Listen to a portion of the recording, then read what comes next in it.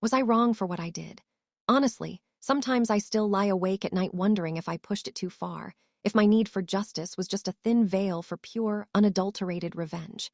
They tell you that blood is thicker than water, but what happens when the very blood flowing through your veins seems intent on poisoning everything good in your life? I survived, but only after my own father made the conscious, deliberate decision that it would be more convenient if I just slipped away. I wasn't a person to him anymore. I was a financial burden, an inconvenience that was costing him the chance at a fresh start. And he tried to end me. He tried to have me pulled from life support. That is something I still can't say out loud without my voice breaking. Can you imagine that? Lying helpless in a hospital bed, aware on some deep level but unable to move or speak, while the person who is supposed to protect you above all others argues about the cost of keeping you alive. Tell me, honestly, what would you do if you were in my shoes? Because when I finally woke up and learned the truth, I knew one thing for certain. The life I knew was gone, and the only path forward was scorched earth. This is the story of how my father tried to kill me, and how a guardian angel in an expensive suit helped me burn his new life to the ground. To understand how we got to that point, how a father could do that to his own child, I have to go back to the way things used to be. For a long time, my life was, if not perfect, at least comfortable. I'm the eldest, the golden child for a while. My dad, Arthur, owned a successful construction and development firm. We never wanted for anything. Nice house in the suburbs, expensive vacations, the whole 9 yards. My mom, Eleanor, was the heart of the family. She was the buffer, the peacekeeper. Looking back, I see the cracks I missed as a kid. I see how controlling my father was, how his love always seemed conditional on achievement or obedience. If I got an A, he was affectionate. If I got a B, I was invisible. But my mom, she loved unconditionally. She was the one who made that cold house feel like a home. Things changed when she passed. It was quick, aggressive cancer, and within 6 months, she was gone. That's when the foundations of our family really started to crumble.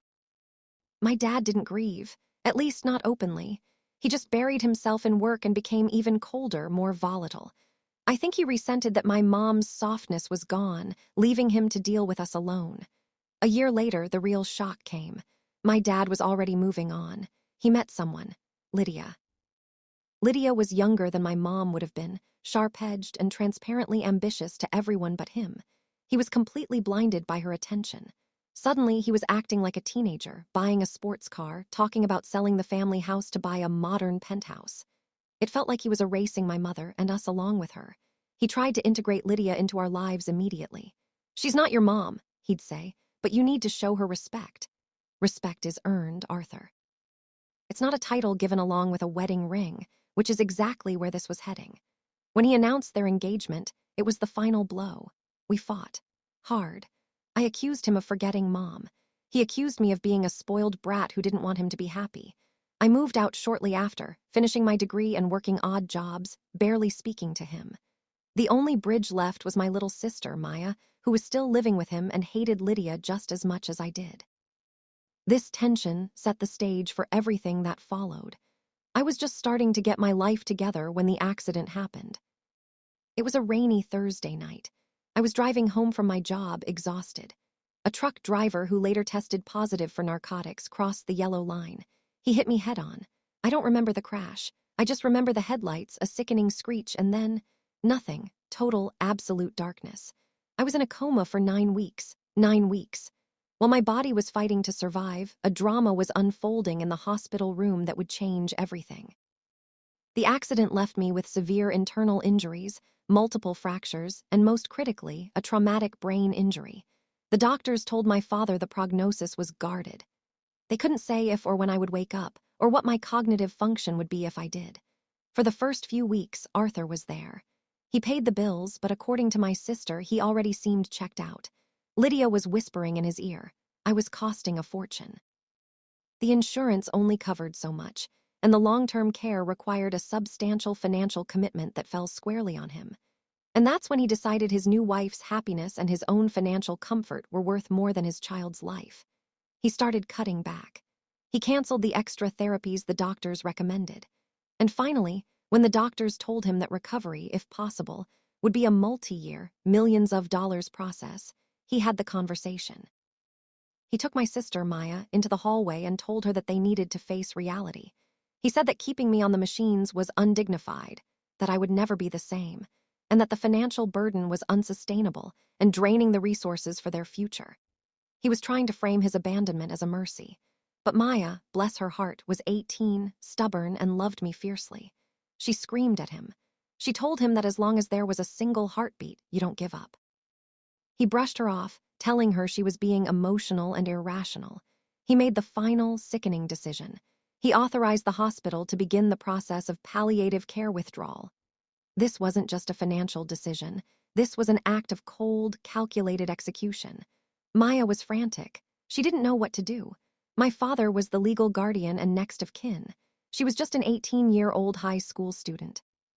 She tried to fight it with the hospital administration, but they couldn't do much without legal standing.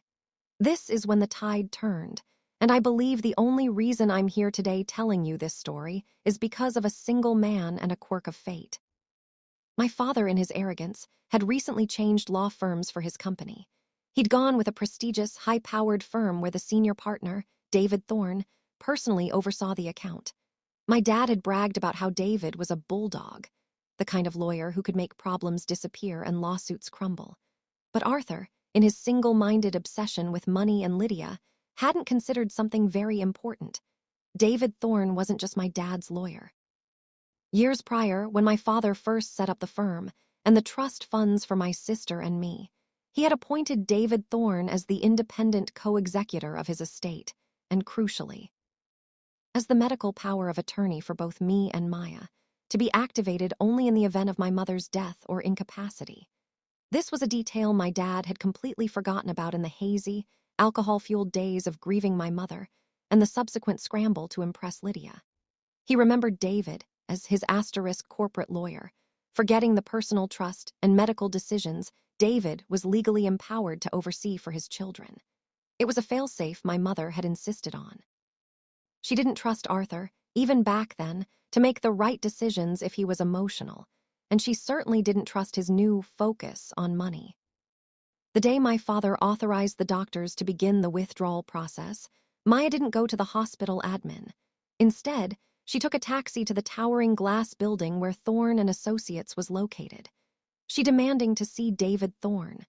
His secretary, of course, tried to turn her away, telling her he was in high-stakes meetings all day and couldn't be disturbed. But Maya didn't leave. She sat in the lobby for 4 hours, tears streaming down her face, clutching an old, crumpled picture of our mother. Finally, David came out of his meeting, spotted her, and remembered. He had liked my mother very much and respected her immensely. He called Maya into his office. When she told him what was happening, that her father was actively trying to end her brother's life to save money and appease his new wife, David didn't get angry. He got cold. A different kind of cold than my father. A professional, predatory, ice-cold fury. He pulled my mother's original file, confirmed his status as my medical power of attorney, and within an hour, he was at the hospital. I can only imagine that confrontation. My father and Lydia were in the waiting room, already discussing their upcoming trip, when David walked in with Maya. Arthur started to stand up, offering a smile, thinking his high-powered lawyer was there on other business. He started saying something like, "David, what a surprise. Look, this isn't the best time, we're just dealing with family matters." David didn't even slow down. He marched right up to my father, his face like stone, and reportedly said, in a voice that was quiet but carried to every corner of the waiting room, "Arthur, your son is under my medical protection. The withdrawal paperwork you signed is non-binding and invalid. If you attempt to interfere with his medical care in any way, if you even think about pulling his funding, I will not only stop it, but I will personally see that you are prosecuted for attempted murder and financial abandonment of a dependent. Do I make myself clear?" The room, according to Maya, went dead silent. Lydia, ever the opportunist, turned white. My father, who always crumbled when confronted by someone stronger than him, just stared. "Now," David continued, "you are going to reinstate all funds. You are going to apologize to your daughter, and you are going to get out of my sight." David Thorne didn't just stop there. He was a legal brilliant mind, and he had already formulated a plan. He recognized that as long as I was a dependent of my father, I was vulnerable. He knew my father would try to fight this. Arthur could try to contest the power of attorney. He could try to hide assets. He could make my recovery a living hell just out of spite. So while I was still comatose, David, acting as my legal representative, did something that absolutely blew my dad's world apart. But before I reveal the brilliant and devastating legal trap David set for my father, and the shocking revenge that followed, I want you to think about what you would do. I was lying in that bed, my life in the hands of a stranger who cared more for my welfare than my own father did. Tell me in the comments, would you have fought like David did? Or would you have been overwhelmed, like my sister was before she found him? The reality of what David did was this. My mother had left a small, separate estate and life insurance policy to my father, but she had also left a massive personal inheritance, held in a strict trust, directly to me and Maya. This trust was managed by David's firm. The trust was designed to be untouchable until we were 25, except for specific emergency needs, which included medical costs that my father couldn't cover. This was another one of my mother's brilliant safeguards. My father, in his arrogance, had assumed that because he was the father and the primary earner, all family wealth was effectively his asterisk wealth. He didn't realize that David could tap directly into the trust to fund every single penny of my medical care, independent of his consent or control. But David went further. He knew my father was a control freak, and that the best way to get through to him was to hit him where it hurt most, his pride and his financial freedom. David launched a legal preemptive strike. He filed to have my mother's trust effectively separate its interests from my father's business immediately. He argued that Arthur had proven himself a hostile and irresponsible actor regarding his children's welfare, thereby violating the spirit, if not the letter, of the original trusts.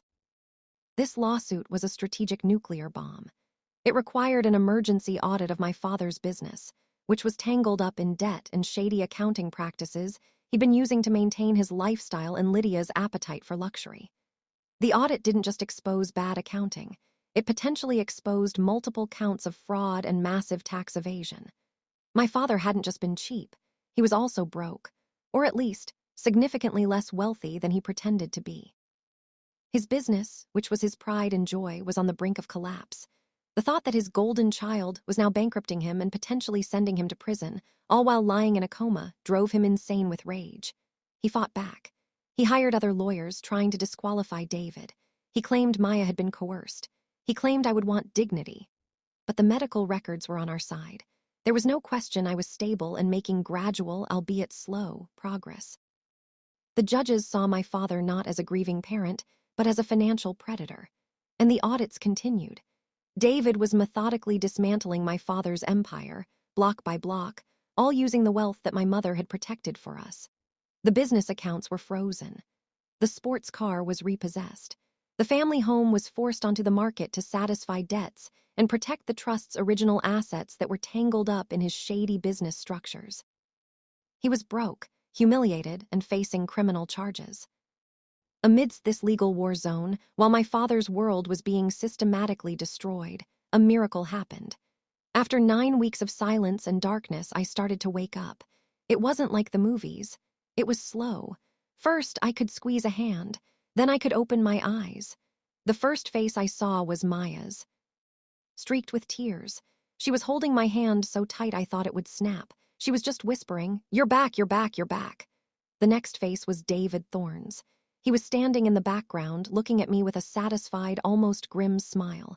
He nodded once, a gesture that said, "We won." And that's when the real recovery began, and I was filled in on everything that had happened. When Maya explained it all to me, the decision to withdraw care, David's intervention, the trust fund, the lawsuits, I couldn't process it. My own father had tried to kill me. The man who taught me to ride a bike, who I had argued with but still respected, had looked at me as a line item on a spreadsheet and decided I wasn't worth the cost. It felt worse than the accident itself. The pain was in my bones, my very core. I wept. I raged. I couldn't even stand the thought of seeing him. Which brings us to the final, shattering confrontation. My father, facing financial ruin, public embarrassment, and potential prison time, knew his only chance was to get me to call off David. He managed to talk his way into my hospital room, probably by lying to the nurses about being a concerned parent before the restricted visitor list was fully updated. He looked awful. His nice clothes were rumpled, he was thin, and he had this desperate, haunted look in his eyes. He didn't see me, his son, recovering from a near-fatal accident. He saw his last salvation. He sat on the edge of the bed and tried to hold my hand, but I flinched away, my heart pounding so hard I thought it would give out. He started pleading with me. "Look," he said, "things are tough. I didn't mean to, that whole care withdrawal thing, that was a misunderstanding. I was just stressed. I was scared. The doctors were telling me you wouldn't wake up. Lydia. She's pregnant, you see, and I had to protect her future." Pregnancy. Another child. Another life he would probably conditionalize and abandon the moment it became inconvenient. My dad went on and on. "You have to stop David," he said, his voice crackling with desperation. "He's destroying the business, the only thing that will provide for all asterisk of us. He's putting your family on the street. The lawsuit is overkill. You're awake now. You're safe. Why does he have to take everything? Just call him off. Just tell him it's okay." I stared at him. I couldn't believe his utter lack of self-awareness. He wasn't sorry for what he had done. He was sorry he got caught. He was sorry he was losing his money and his status. He hadn't come to check on me. He had come to beg me for a lifeline after trying to cut mine. I felt a surge of cold, absolute clarity. This man was not my father. He was a monster. I pulled away from him with all my strength, my tubes rattling, my monitoring alarm chirping. I looked him in the eye and said, with a voice that was barely a whisper but laced with all the rage and pain I'd been holding, "I would rather die, Arthur, than spend another minute under your shadow. My lawyer isn't destroying anything. You did. You did this to your business, your family, and to me. You are dead to me. Now get out." He tried to argue, to plead, but David appeared at the door with 2 very large security guards.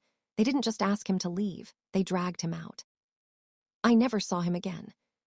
The aftermath was a satisfying kind of devastation. David didn't just win the lawsuits. He worked with the DA to ensure that my father's fraudulent business practices were fully prosecuted. My dad received a substantial prison sentence for fraud and tax evasion. He lost everything. The nice cars, the respect, and all of his wealth were gone.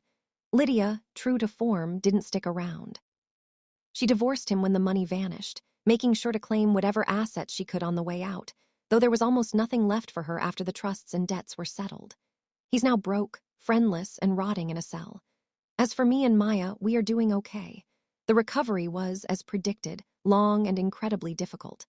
I spent the next 2 years in intensive physical and cognitive therapy. I'm not the same as I was before the accident, but I'm okay. The massive trust fund David secured not only paid for every penny of my recovery, but also ensured that Maya's college and my entire future are financially secure. We used some of the money to buy a modest house together, a real home, far away from the suburbs and the ghosts of my father. We even set up a small charitable foundation in our mother's name to help families struggling to pay for pediatric brain injury treatment. It's the least we could do. So looking back, was I wrong for what I did? Honestly, I don't think so. I pushed for justice, not just revenge. I pushed for the truth to be told, for my mother's final protective acts to be fulfilled, and for my sister and me to finally be free from a man who loved money more than his children. It took losing almost everything for us to finally find our own path, but we are stronger, closer, and more resilient than we ever could have been otherwise. My dad didn't just stop paying and leave me to die. He taught me the ultimate lesson about the kind of person I never want to be. I don't know if I can ever fully forgive him, but I can finally say that I'm at peace with the Scorched Earth campaign that saved my life and destroyed his. Thank you so much for listening to my story. If you stuck around to the end and were on my side in this fight for justice, please hit that like button. It really helps out. If you want more emotional and dramatic stories like this one, be sure to subscribe to the channel. And what are your final thoughts on this whole mess? Was my revenge justified, or did I go too far? Let me know what you think in the comments section down below. I'll see you all in the next story.